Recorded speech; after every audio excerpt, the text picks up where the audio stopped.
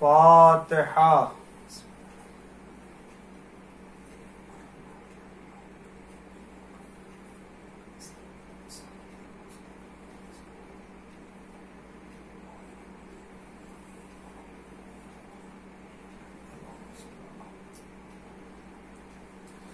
औज़ु बिल्लाहि स्समीउल अलीम मिनश शैतानिर लईनिर रजीम।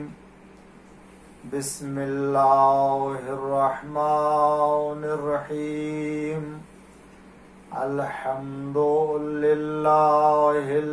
मारूफ मिन गैरि रुक़यत वल खालिक़ मिन गैरि मनसबत। खलक़ल खलाइक़ बिक़ुदरते वस्तअबदल अरबाब बिइज़्ज़ते वसादल उज़मा बिजूदे। वस्सलातु वस्सलाम वत्तहिय्यतु वल इकराम अलल बशीरिन नज़ीर अस्सिराजिल मुनीर हबीबिल्लाहिल आलमीन अबिल क़ासिम मुहम्मद अल्लाहुम्मा सल्लि अला मुहम्मद व अला आलिहि तय्यबीन अत्ताहिरीन अल मासूमीन अल मज़लूमीन अल मुंतखबीन अल मुंतजबीन अल-गुर्रिल मयामीन अल्लज़ीना अज़हबल्लाहु अन्हुमुर रिज्सा व तहहरहुम तत्हीरा। ला सियमल इमामिल मुबीन बक़ियतुल्लाहि फिल अर्ज़ीन अल-हुज्जतिस्सानी अशर वल महदील मुंतज़र अज्जलल्लाहु तआला फ़रजहु शरीफ। अल्लाहुम्मा लान अव्वला ज़ालिमिन ज़लम हक़्क़ मुहम्मदिन व आलि मुहम्मद व आखिर ताबिइन लहु अला ज़ालिक। अल्लाहुम्मा लानल इसाबतल्लती जाहदतिल हुसैन व शायअत व बायअत व ताबअत अला क़त्लिह। अल्लाहुम्मा लानहुम जमीआ। अम्मा बाद फ़क़द क़ाल अल्लाहुल हकीम फ़ी क़ुरानिल करीम व क़ौलुहुल हक़। बिस्मिल्लाहिर्रहमानिर्रहीम। वजअलहा कलिमतन बाक़ियतन फ़ी अक़बिही। सलवात पढ़ दीजिए मोहम्मद व आले मोहम्मद। नाज़रीन इकराम और अज़ादारान मज़लूम करबला, आज मुहर्रम की तीसरी तारीख़ है और अशर उला की ये तीसरी मजलिस है जो अज़मत इमाम हुसैन अलैहिस्सलाम के हवाले से अपने मारूज़ात आपकी खिदमत में पेश करने की सआदत हासिल कर रहा हूँ। मैंने कल की मजलिस में हुसैन इब्न अली इब्न अबी तालिब अलैहिस्सलातु वस्सलाम के अज़मत और मंजिलत को खुदावंद आलम की निगाह में और कुरान करीम की आयतों की रोशनी में पेश करने की कोशिश की थी और चंद आयतों को इस हवाले से मैंने आपके गोश गुजार किया और महसूस किया कि खुदावंद आलम ने इमाम हुसैन अलैहिस्सलातु वस्सलाम के लिए कुरान में कितना एहतमाम फरमाया है और किस कदर हुसैन इब्न अली के अज़मत को कुरान करीम में जगह दी है। जब किसी इंसान और किसी ज़ात की अज़मत और उसकी मंजिलत का इल्म होता है तब उसके दिल में मारिफत पैदा होती है और तब उसके दिल में उस शख्सियत और उस ज़ात से मुताल्लिक एहतराम पैदा होता है। मैंने इसीलिए ये एक बारगाह सरकार सैयदुश्शोहदा में कोशिश की कि अगर इमाम हुसैन अलैहिस्सलाम की उन आज़मतों का बयान हो कि जो खुदा ने कुरान करीम में बयान किया है रसूलुल्लाह की अहादीस में और आपके अखलाक और किरदार के हवाले से, तो हो सकता है कुछ मारिफत में इजाफा हो और इमाम हुसैन अलैहिस्सलाम से मुताल्लिक हमारी अकीदत में इजाफा हो। शायद इस तरह से इमाम की इनायत और सरकार सैयदुश्शोहदा का लुत्फ व करम हासिल हो सके। ये मजलिस इमाम हुसैन अलैहिस्सलाम बहुत ही अजीम अजर और बहुत ही अजीम सवाब का हामिल है। क्यों नहीं हम इस हवाले से सोचते और क्यों नहीं हम इस एतबार से गौर करते कि जिस जात से मुताल्लिक फर्श अज़ा बिछाने का इतना सवाब हो, जिसके लिए गम मनाने का इतना अज्र हो अल्लाह के नजदीक, तो फिर आप अंदाजा कीजिए कि खुद उस जात की कितनी अजमत होगी परवरदिगार आलम के नजदीक। अगर कोई गमे हुसैन में एक कतरा आंसू बहाता है तो निगाह परवरदिगार में वो इस कदर अजीम अज्र का मुस्तहिक होता है कि उसके लिए जन्नत मुअय्यन कर दी जाती है और अल्लाह उसके गुनाहों को माफ कर देता है और उसके लिए फरिश्तों को हुक्म देता है कि फरिश्ते उसके लिए इस्तिग़फ़ार करें, फरिश्ते उसके लिए इस्तिग़फ़ार और गुनाहों की मग़फ़िरत के लिए दुआ करें परवरदिगार आलम से। तो जिसके गम में आंसू बहाने का इतना अज्र और सवाब हो अल्लाह के नजदीक, तो खुद उस जात की कितनी फजीलत और कितनी अजमत होगी निगाह परवरदिगार में कि हम और आप अंदाजा नहीं लगा सकते हैं।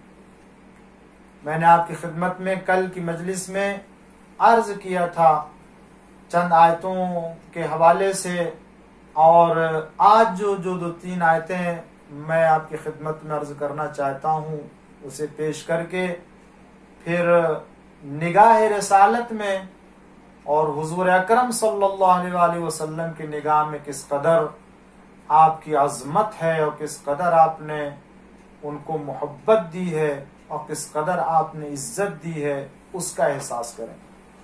इसलिए कि पैगंबर इस्लाम की जात गिरामी तमाम अंबिया में सबसे अफजल जात है और तमाम मखलूकात में सबसे अव्वल मखलूक है। मुसलमानों क्या बल्कि तमाम आलम इंसानियत के लिए हुजूर अकरम की जात गिरामी सबसे अजीम है और सबसे अजीम शान है। उसकी निगाह में अगर किसी की मंजिलत है और किसी की अजमत है तो इससे अंदाजा लगाया जा सकता है कि वाकई वो कितना साहिब इज्जत और कितना साहिब एहतराम होगा।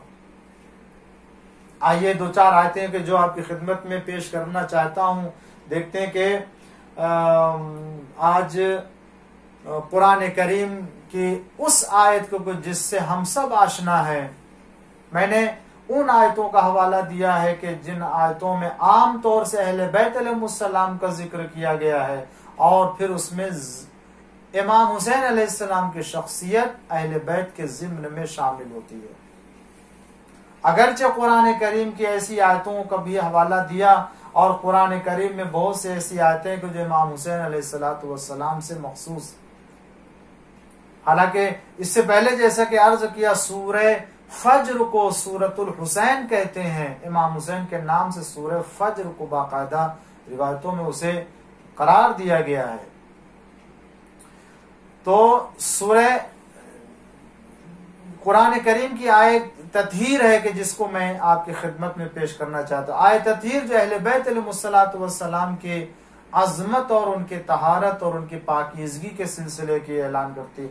इरशाद होता है इन्नमा युरीदुल्लाहु लियुज़हिबा अन्कुमुर रिज्सा अहलल बैत वयुतहिरकुम तत्हीरा। अल्लाहुम्मा सल्ली अला मुहम्मद व आले मुहम्मद। मशहूर और मारूफ आयत है कि अल्लाह ताला ने इरादा किया अहले बैत को तुमको हर तरह के रिज से पाक बनाए, हर तरह की आलूदगी से तुम्हें पाक व पाकीज़ा बनाए, जैसा कि पाक व पाकीज़ा बनाने का हक है। यह आय करीमा जहां अहले बैत अलैहिस्सलातु वस्सलाम के तहारत का ऐलान करती है, वहीं हुसैन इब्न अली अलैहिस्सलातु वस्सलाम के तहारत का ऐलान करती है।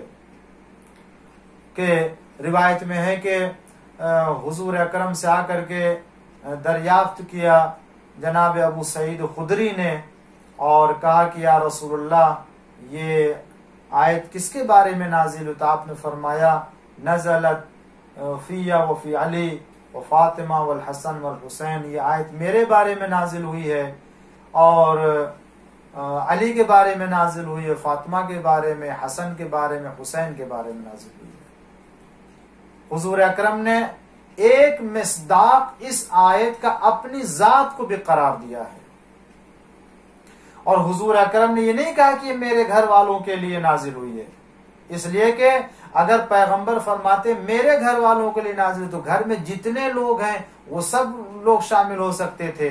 मगर हुजूर ने अपनी जात को जनाब ज़हरा सलामुल्लाह अलैहा, अमीर अल मोमिनीन सलाम, इमाम हसन और इमाम हुसैन अलैहिस्सलातु वस्सलाम को शामिल किया। यानी ये बताना चाहते ये आय करीमा अहले बैत नबूवत के बारे में नाजिल हुई है। नबूवत के घर वाले और हैं, नबी के घर वाले और हैं। नबूवत के घर वाले कहे जाएंगे तो ये पाक व पाकीज़ा अफराद अहले बैत कहे जाएंगे, और नबी के घर वाले कहे जाएंगे तो उसमें नबी के घर वाले और नबी के घर वालों के अलावा जो दूसरे हैं कि जो तय्यब व ताहिर नहीं है वो भी शामिल हो सकते हैं। इसलिए हुजूर अकरम ने बाकायदा अपनी जात को और उसके बाद कौन कौन शामिल है उसका नाम लिया और सबको जमा करके, जैसा कि रिवायत में है कि हुजूर अकरम ने जब पंजतन पाक को जमा कर लिया, फरमाया परवरदिगार आलम की बारगाह में कि अल्लाहुम्मा हाउला अहले बैती, परवरदिगार ये मेरे अहले बैत हैं। तो खुदावंद आलम ने आयत तत्हीर नाजिल की, इन्नमा युरीदुल्लाह लियुज़हिबा अन्कुम अर्रिज्स अहलल बैत व युतहिरकुम तत्हीरा। तो ये आयत जहां अहले बैत अलैहिस्सलाम की तहारत का ऐलान करती है, वही इमाम हुसैन अलैहिस्सलातु वस्सलाम भी हैं। इसका मतलब आयत तत्हीर तहारत इमाम हुसैन की अजमत का ऐलान कर रही है कि जिस तरीके से खुदावंद आलम ने अहले बैत को पाक व पाकीज़ा बनाने का इरादा किया है, उसी तरीके से हुसैन इब्न अली को भी पाक व पाकीज़ा बनाने का ऐलान किया है। और अब यहीं से अंदाजा लगा सकते हैं कि खुदावंद आलम ने अहले बैत अलैहिस्सलातु वस्सलाम की तहारत के ऐलान के लिए उनके तहारत के नाम से ऐलान तहारत नहीं किया, बल्कि अपने इरादे के नाम से उनकी तहारत का ऐलान किया है। क्यों? इसलिए कि जब अपने इरादे को शामिल कर दिया खुदावंद आलम ने, तो अब जितना जैसा इरादा होगा वैसे ही तहारत होगी। और अजीजों याद रखें, अब इस ऐलान तहारत के बाद अगर किसी तरह की कोई नक्स या किसी तरह की कोई गंदगी या किसी तरह की कोई आलूदगी उनके नफ्स में पाई जाएगी, तो ये उनके नफ्स की कमी नहीं कही जाएगी, बल्कि इरादे परवरदिगार में माज़ल्ला कमी कही जाएगी। क्यों? इसलिए कि इरादे परवरदिगार ने ऐलान किया है। तो जब इरादे परवरदिगार ने ऐलान किया है, तो फिर अब जैसा इरादा होगा वैसे ही तहारत भी होगी। और किसी तरह की कोई कमजोरी इरादे परवरदिगार में नहीं पाई जाती है, तो जब किसी तरह की कोई कमजोरी इरादे परवरदिगार में नहीं पाई जाती, तो फिर तहारत आले मोहम्मद में भी किसी तरह की कमजोरी नहीं हो सकती। एक सलवात पढ़ दीजिए मोहम्मद व आले मोहम्मद पर। इस हवाले से आप देखें कि इसीलिए हुजूर अकरम ने भी अपनी जात गिरामी को एक मिस्दाक करार दिया कि अगर कोई किसी तरह को कोई शुबहा वारिद करने की कोशिश करे तो वो समझ ले कि सिर्फ जो है वो इस एतराज या शुबहे का रुख जो है वो मौलाए कायनात की जात की तरफ नहीं, या जनाब सिद्दीक़ा ताहिरा की तरफ नहीं होगा, इमाम हसन की तरफ नहीं होगा, इमाम हुसैन अलैहिस्सलाम की तरफ नहीं होगा, बल्कि उस एतराज का रुख और उस इश्काल और एतराज की उंगली रसूलुल्लाह की तरफ भी उठेगी, इसलिए कि एक मिस्दाक रसूलुल्लाह ने अपने आप को करार दिया है।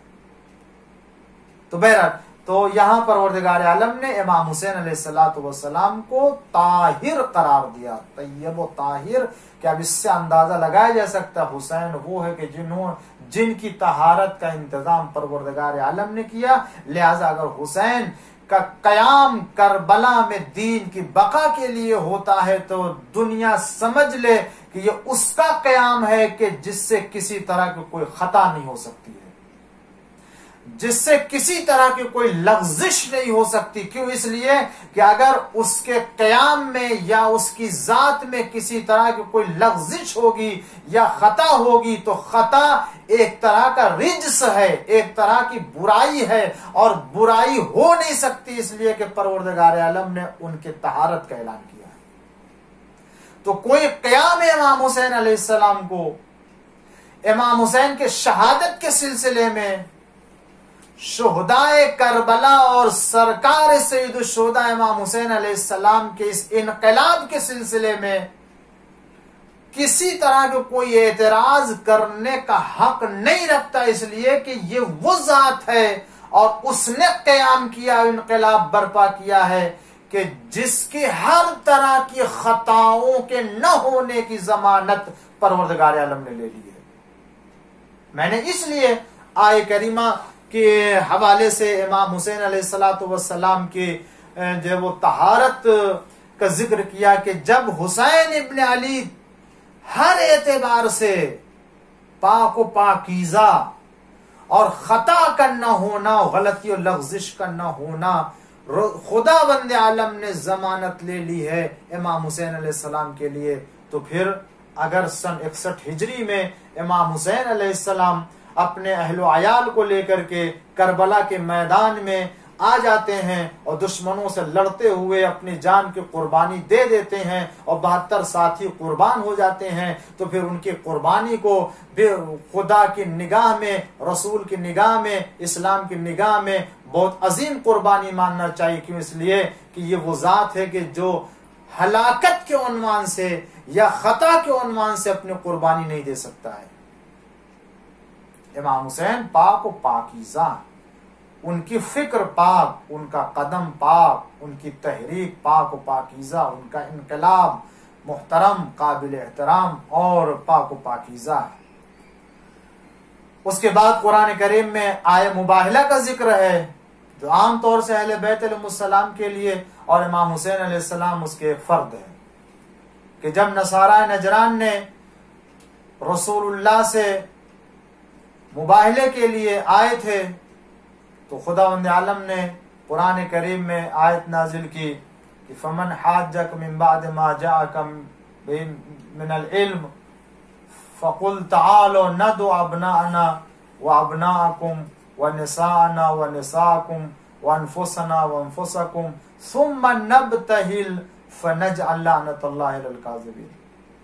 ऐ पैगंबर, ये आपसे कठहुज्जती करते हैं इल्म आ जाने के बाद, अगर ये इसी तरीके से आपसे बहस और निज़ा करते रहे तो उनसे कह दीजिए कि तुम जो अपने बेटों को लेकर के आओ, हम अपने बेटों को लेकर के आते हैं, और तुम अपने औरतों को लेकर के, हम अपने औरतों को लेकर के आते हैं, तुम अपने नफ्सों को लेकर के आओ, हम अपने नफ्सों को लेकर, सुम्मा नब्तहिल, उसको मुबाहिला कर लें, फनजअल लअनतल्लाहि अलल काज़िबीन, और जो झूठा है उसके ऊपर जो है वो लानत की जाए।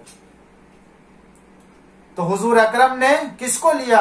यहां पर भी रिवायत बताती है और अहले सुन्नत की रिवायत और शिया रावियों की भी जो रिवायत यहां पर है वो यही है कि हुजूर अकरम ने बावजूदे के अपना अना में कई बेटों के ले जाने की गुंजाइश पाई जाती थी, निसाना में कई औरतों को ले जाने की गुंजाइश पाई जा रही थी, अनफुसना में कई नफ्सों को ले जाने की गुंजाइश पाई जा रही थी, मगर इसके बावजूद अल्लाह के रसूल ने नसाराए नजरान से मुबाहिले के लिए अगर किसी को लिया बेटों में तो हसन और हुसैन को लिया, और औरतों में अगर किसी को लिया तो जनाब शहजादी को, और नफ्स की जगह पर किसी को लिया तो अमीर अल मोमिनीन अली इब्न अबी तालिब अलैहिस्सलातु वस्सलाम को लिया।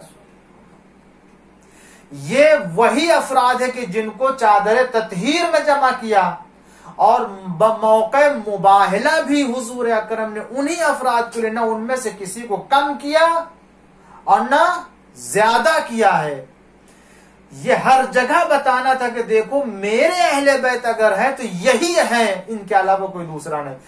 जिस पैगंबर ने अपनी जिंदगी में मंजिल ब मंजिल अहले बैत को पहचानवाते गए, उम्मत ने अहले बैत को न पहचानवाया, और जिनको नहीं पहचानवाया उनको लोगों ने अहले बैत में दाखिल। इससे बढ़ के उम्मत की बदनसीबी और क्या होगी कि रसूल के तारुफ करदा पहचानवाया जिनको, उनको अहले बैत नहीं माना, और जिनको नहीं पहचानवाया उनको अहले बैत में दाखिल कर लिया।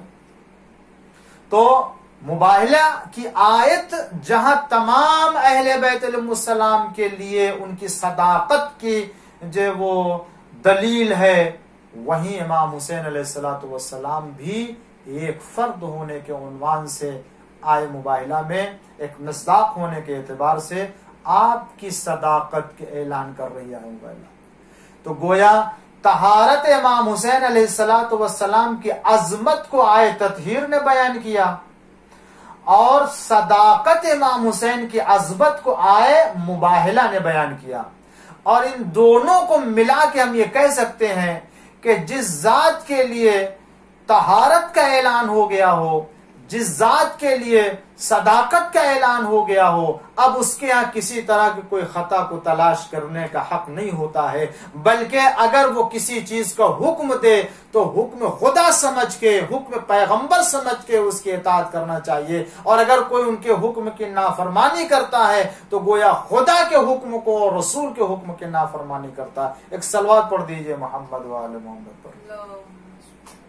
यह आए मुबाहला का जिक्र था, और उसी के बाद जो है वो सूरह हज की आयत नंबर 39 और 40, 39 और 40वीं आयत है, जिसमें ज्यादा मैं तफसील में तो नहीं जाना चाहता हूं, लेकिन बहरहाल एक इशारा करना चाहता हूं कि खुदा फरमाता उज़िना लिल्लज़ीना युक़ातलूना बिअन्नहुम ज़ुलिमू, उन लोगों को इजाजत दी जाती है कि जिनसे जंग की गई है, जंग की जाती है, बिअन्नहुम ज़ुलिमू, इसलिए कि उनके ऊपर जुल्म किया गया है, उनको उनसे मुकाबला करने की इजाजत दी जाती है। वह इन्नल्लाह अला नस्रिहिम लक़दीर, बेशक परवरदिगार आलम उनकी मदद करने के ऊपर कुदरत रखता है। अल्लज़ीना, वो लोग के जो उख़रिजू मिन दियारिहिम, जिनको उनके घरों से निकाल दिया गया है, बगैर हक़्क़िन, नाहक तौर से, इल्ला अन यक़ूलू रब्बुनल्लाह, और इनका सिर्फ ये कहना था कि हमारा रब अल्लाह है, जो वहदहू ला शरीक है, कोई उसके अलावा दूसरा खुदा नहीं है। इनका सिर्फ इतना जुर्म था कि अपने अल्लाह को रब मानते थे, इनको बगैर किसी हक के घर से निकाल दिया गया, वतन से इनको आवारा कर दिया गया, इनसे जंग की गई, अब इनको इजाजत दी जाती है कि ये उनका मुकाबला करेंगे।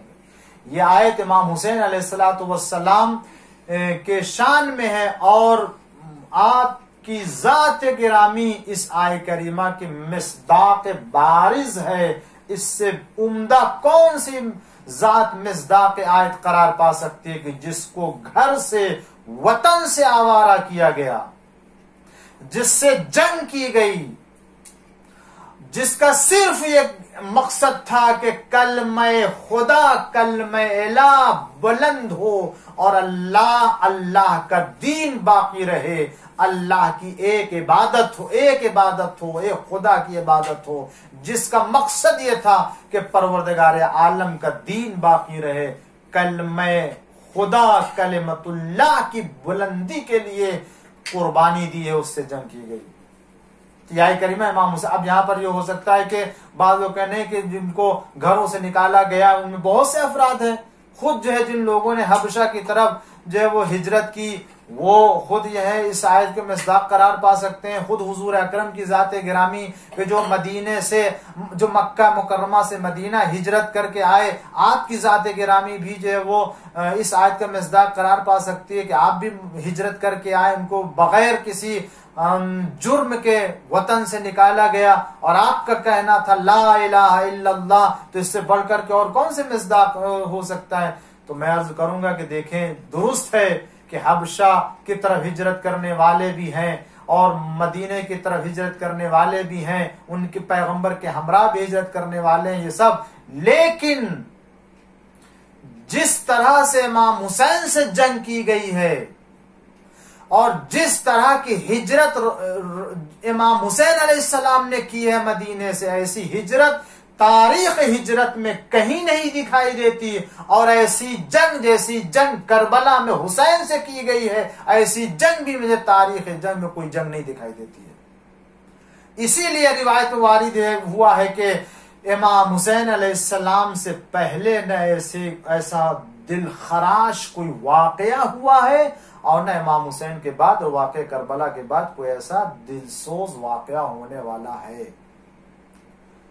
मैं सिर्फ एक इशारा अर्ज करूं और उसके बाद आगे बढ़ना चाहता हूं, वो ये कि इमाम हुसैन अलैहिस्सलाम किस तरह से हिजरत में, जंग में बेनजीर है और आपकी तरह से किसी ने हिजरत नहीं की है और आपसे किसी तरह से किसी और ने जंग नहीं की किसी से।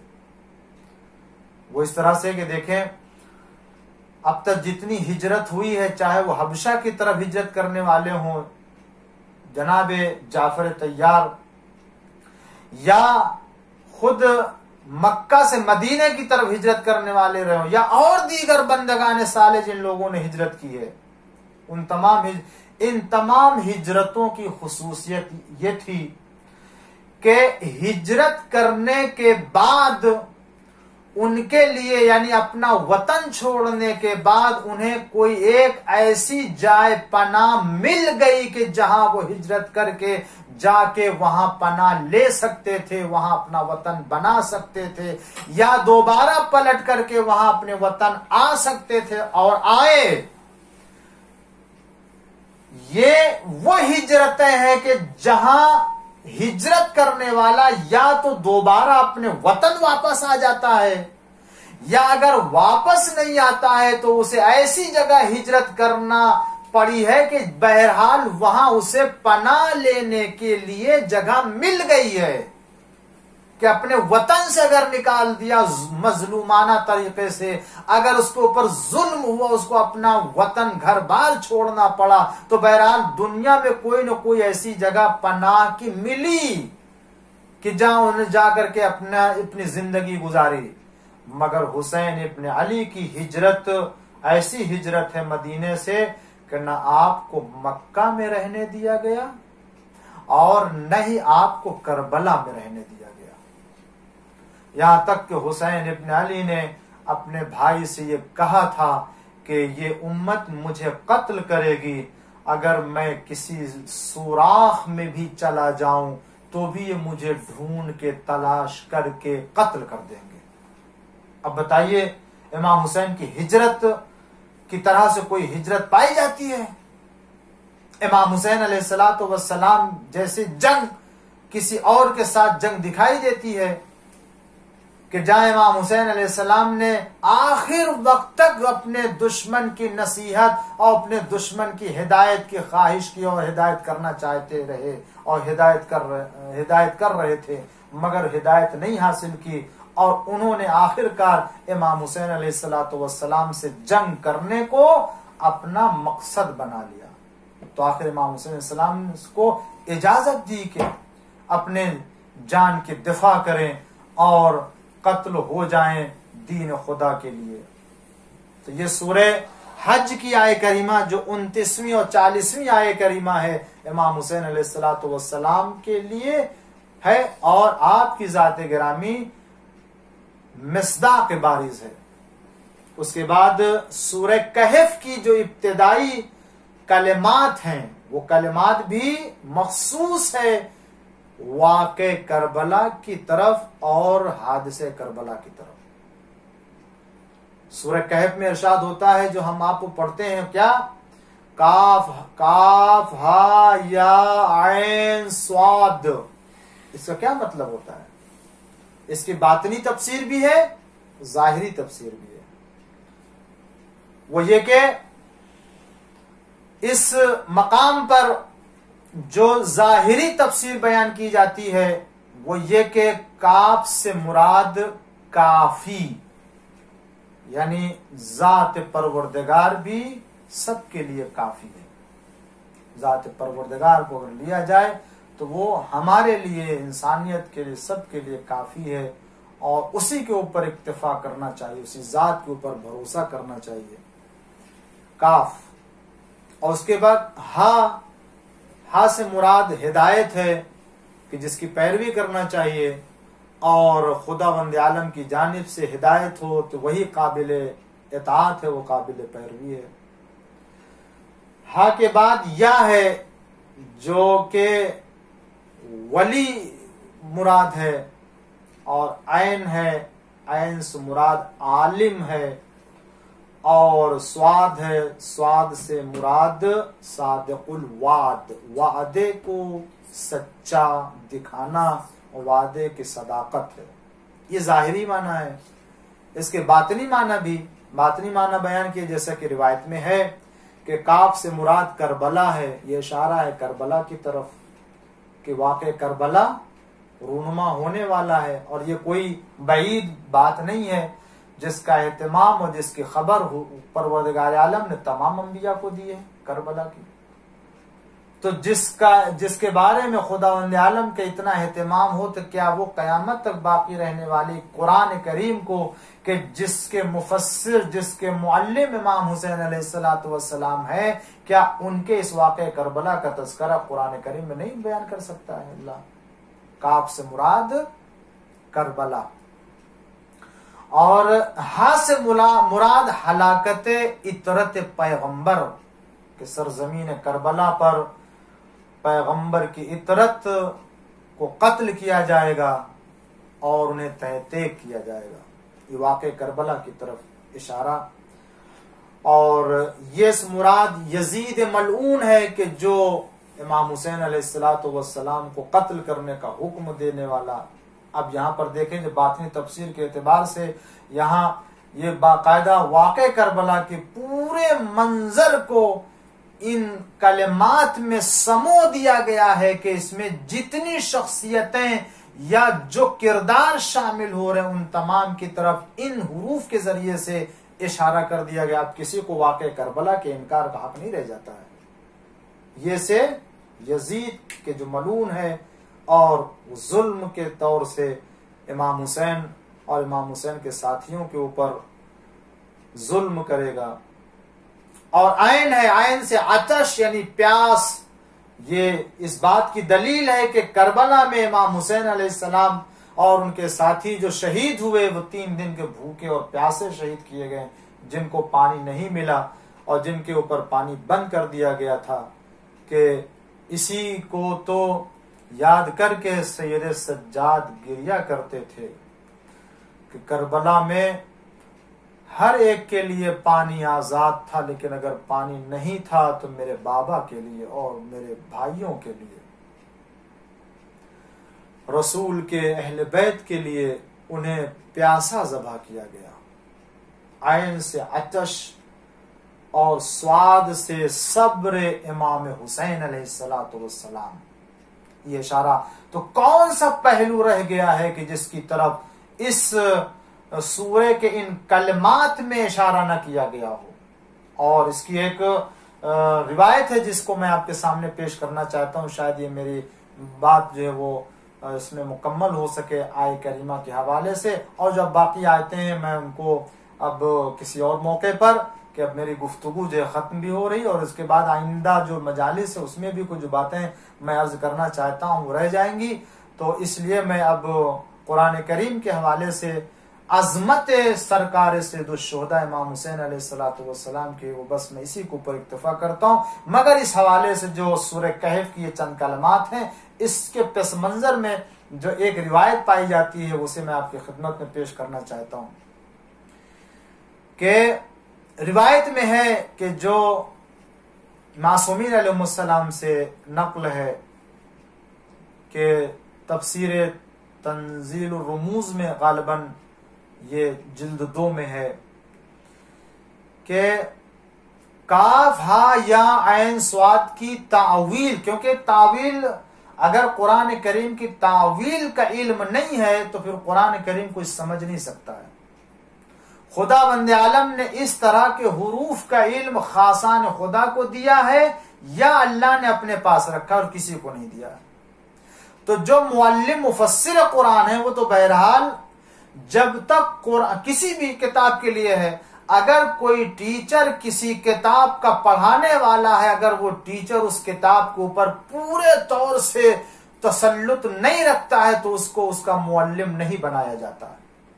इस एतबार से कह सकते हैं अहले बैत अलैहिस्सलातु वस्सलाम को परवरदिगार आलम ने कुरान करीम का मुअल्लिम बनाया तो यकीनन उनके पास इसका इल्म है। हाँ, ये कि खुदा वंदे आलम ने जितना चाहा है उन्हें अता करना उतना ही जो है उन्हें दिया और उनको उतना इल्म है। लेकिन बहरहाल जब खुदा ने मुअल्लिम बनाया है तो उस किताब के तमाम बातों का इल्म उनके पास है। इसीलिए इन कलमात की तावील में ये जिक्र है कि इमाम ने फरमाया कि खुदा वंदे आलम ने इन हुरूफ का इल्म और इन हुरूफ के जरिए से जनाब जकरिया को इल्म गैब से आगाह किया, इल्म गैब की खबर दी इन हुरूफ के जरिए से। फिर उसके बाद उस किस्से को रसूलुल्लाह सल्लल्लाहु अलैहि वसल्लम से बयान फरमाया। जनाब जकरिया ने खुदा वंदे आलम से पंजतन पाक के अस्माए गिरामी दरियाफ्त किए। तो जब खुदा से पंजतन पाक के अस्माए गिरामी दरियाफ्त किए तो खुदा वंदे आलम ने उनको नाम बताए, और जब नाम बताए तो जनाब जकरिया उन तमाम पंजतन पाक के नाम को अपनी जबान पर जारी फरमाते थे। 4 नाम जब वो अपनी जबान से जारी करते थे तो बड़ी आसानी से जारी कर लेते थे, लेकिन जब उन्होंने 5वां नाम जो इमाम हुसैन अलैहिस्सलाम का नाम अपनी जबान पर जब वो जारी करते थे तो बेसाख्ता उनके आंखों से आंसू निकल आते थे जनाब जकरिया के, और उनके ऊपर गिरिया तारी हो जाता था। और जब इसका सबब पूछा खुदा वंदे आलम से, परवरदिगार ये कैसे अस्मा है, मैं जब ये 4 नाम अपनी जबान पे जारी कर लेता हूं तो आसानी से आ जाते हैं, लेकिन जैसे ही आखिरी नाम हुसैन इब्न अली का लेता हूं आंखों से आंसू जारी हो जाते हैं, गिरिया तारी हो जाता है, बेसाख्ता आंसू निकल आते हैं। तो खुदा वंदे आलम से जब सबब दरियाफ्त किया तो खुदा ने ये हुरूफ नाजिल किए, काफ हा या ऐन स्वाद, के जिसके जाहिरी और जिसकी बातिनी तफसीर मैंने आपकी खिदमत में पेश की। और ये जकरिया जनाब जकरिया अलैहिस्सलाम को किस्सा बयान किया, और इस तरीके से अजीजों और दोस्तों जनाब जकरिया को भी इमाम हुसैन अलैहिस्सलातु वस्सलाम की शहादत और उनके गम में मुब्तला किया। कोई नबी ऐसा नहीं गुजरा कि जिसको करबला और करबला की मुसीबत में गिरफ्तार न किया गया हो। हाँ, यकीनन ये नाम हुसैन है ही ऐसा कि जब भी नाम हुसैन जबान पे लिया जाता है और नाम हुसैन अगर उन तमाम तसव्वुरात के साथ और मारिफत के साथ, तो इंसान के आंखों में आंसू आ जाते हैं और दिल गमजदा हो जाता है। अज़ादारों, आज मुहर्रम की 3 तारीख हो गई है और ये आहिस्ता आहिस्ता मुहर्रम की ये तारीखें गुजरी जा रही हैं, और सैयदा के लाल का मातम करने के लिए हम जब लोग पहली तारीख से चांद रात से जमा हुए थे और शुरू किया था, तो एक एक शहीद के नाम से पुरसा देने का इरादा करते हैं। इन तमाम मुख्तसर मजलिसों में कहाँ हो सकता है कि तमाम शहीदों का नाम लिया जाए, मगर हम इन्हीं मजलिसों में इन तमाम शोहदाए करबला को मजमूई तौर से सलाम पेश करते और कहते हैं, अस्सलामु अलैकुम या अंसारा हुसैन इब्न अली, ए हुसैन इब्न अली के अंसार तुम पर हमारा सलाम हो। ए हुसैन इब्न अली के असहाब चाहने वालों तुम सब पर हमारा करोड़ों सलाम हो कि तुमने अपने इमाम के दिफा में, तुमने अपने इमाम की जान की हिफाजत करते हुए कुर्बान कर दी अपने जान को। अज़ादारों, इन तारीखों में करबला के जहां तमाम शहीदों का जिक्र होता है, वहां करबला के शुहदा में उन गुलामों का भी तज़किरा किया जाता है, उन चाहने वालों का भी जिक्र होता है जिन्होंने हुसैन इब्न अली के ऊपर अपनी जान कुर्बान कर दी। अरबाब अज़ा, इन तारीखों में जिन गुलामों का जिक्र होता वो या तो जनाब जौन है जो अबू ज़र के गुलाम है, या खुद इमाम हुसैन के गुलाम जनाब असलम है, या खुद गुलाम तुर्की है कि जिनका जिक्र किया जाता है। आज़ादारों, ये वो हस्तियां हैं कि जो बहुत बड़े खानदान से तो इनका ताल्लुक नहीं था, मगर बड़े खानदान से इनका मोहब्बत का रिश्ता जरूर था। इसीलिए शायद ये चूंकि बड़े कबीले के नहीं थे, चूंकि इनको एहसास था कि हम गुलाम हैं, चूंकि इनको एहसास था कि हम हबशा के हबश के हैं रहने वाले, चूंकि एहसास था कि उनका रंग स्याह है, चूंकि एहसास था कि उनके पसीने से बू आ रही है, लिहाजा उन ये महसूस कर रहे थे कि शायद हुसैन इब्न अली की खिदमत में और उनके ऊपर हमको अपनी जान कुर्बान करने का मौका न मिल सके।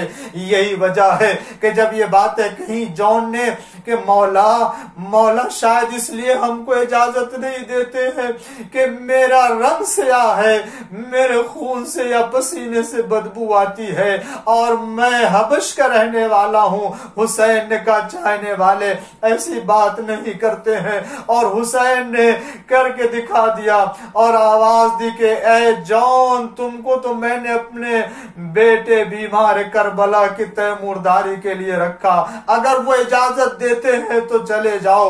आए जॉन, एक मर्तबा उस खेमे के पास आए जिस खेमे में सैयद सज्जाद गशी के आलम में है। एक मर्तबा आवाज दी, सैयद सज्जाद ने आंख खोली, अरे ये किसकी आवाज है?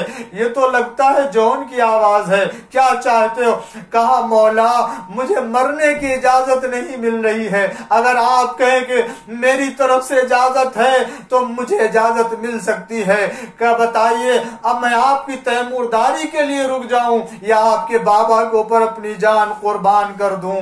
सैयद सज्जाद ने कहा ए जॉन, अरे इससे बड़ी शहादत क्या होगी कि तुम मेरे बाबा के ऊपर अपनी जान कुर्बान कर दो।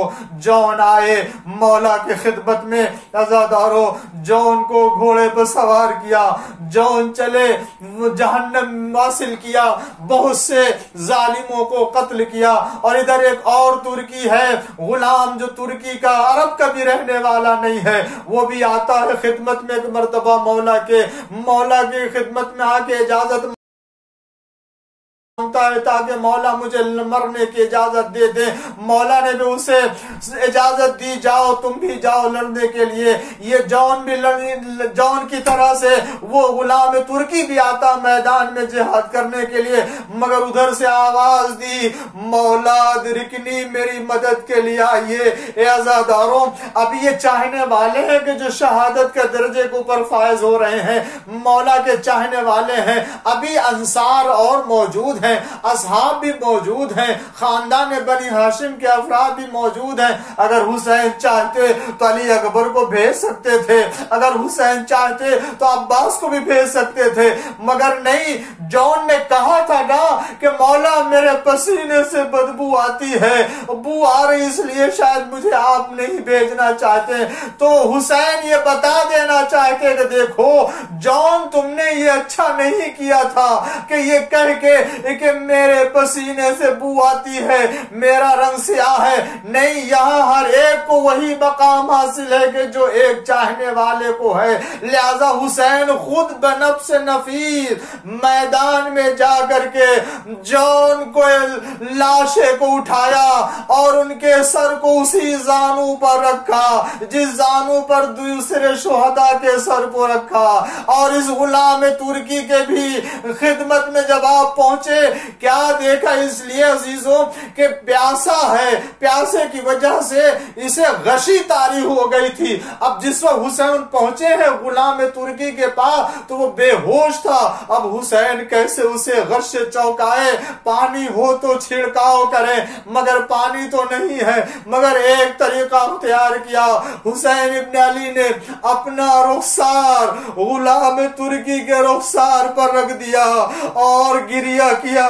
जब आंसू निकल के गुलाम तुर्की के जब रुखसार पर गिरे, हरारत महसूस हुई तो गुलाम तुर्की ने आंखें खोल दी। अब क्या मंजर देखा, अरे कहां आका का रुखसार और कहां गुलाम का रुखसार। ए आका ये क्या कर रहे हैं? फरमाया अरे तुम्हारा वही मकाम है कुछ यहारे का मकाम है। लीजिए ये गुलाम है कि जो तमाम के तमाम हुसैन के ऊपर कुर्बान हो रहे। ए आजादारों, ये करबला के मैदान में असहाब के से पहले अंसार और गुलामों की ये कुर्बानी है। मगर एक मंजर और आपके सामने पेश करूं और उसी से ये अजमत कुर्बानी जो वो असहाब इमाम हुसैन भी अंदाजा हो जाए कि हुसैन की बारगाह में जहां तमाम असहाब का मकाम है वहीं गुलामों का भी मकाम है। किसी तरह के फर्क एहसास नहीं होने दिया। जब उम्मे सलमा को वो मिट्टी दे करके आए थे और उस शीशी में महफूज किया था, इधर उम्मे सलमा जब उठी क्या देखा उस शीशी को कि वो शीशी है कि जिसमें वो खाके करबला है, खून ताजा जोश मार रहा है। यहाँ देखिए एक मर्तबा उम्मे सलमा ने ख्वाब में देखा कि रसूलुल्लाह आए हुए हैं, बाल को बिखराए हुए, बाल पे खाक पड़ी हुई। कहा या रसूल अल्लाह ये क्या आलम है आपका? कहा उम्मे सलमा मैं करबला से आ रहा हूँ, सुबह से लेकर के असर के बाद चाहने वाले कुर्बान हो रहे। लीजिए जिस शीशी में हुसैन इब्न अली का खून जोश मार रहा था, रसूलुल्लाह उसी मकाम से जहां हुसैन के लिए खून जमा कर रहे थे वही तमाम असहाब का खून भी जमा कर रहे हैं। ये मकाम है गुलाम का कि जहां हुसैन का खून है वहीं अंसार का, वहीं गुलाम का भी खून है।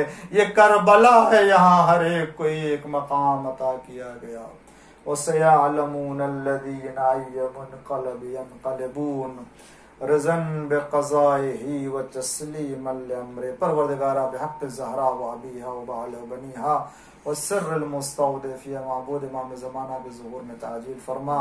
हम सबको उनके चाहने वालों में शुमार फरमा।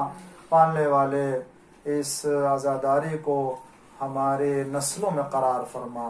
ऐ माबूद हमारे आज़ादारी को कबूल फरमा। ऐ अल्लाह इन आंसुओं को ज़ख़ीर आखिरत करार फरमा। पालने वाले दुश्मन आज़ा को रुसवा फरमा। आज़ादार जहाँ भी उनकी हिफाजत फरमा। पालने वाले दुनिया में आखिरत में इमाम हुसैन अलैहिस्सलाम की शफाअत से हम सबको सरफराज फरमा। बिहक़्क़ मुहम्मदिन व आलिहि ताहिरीन।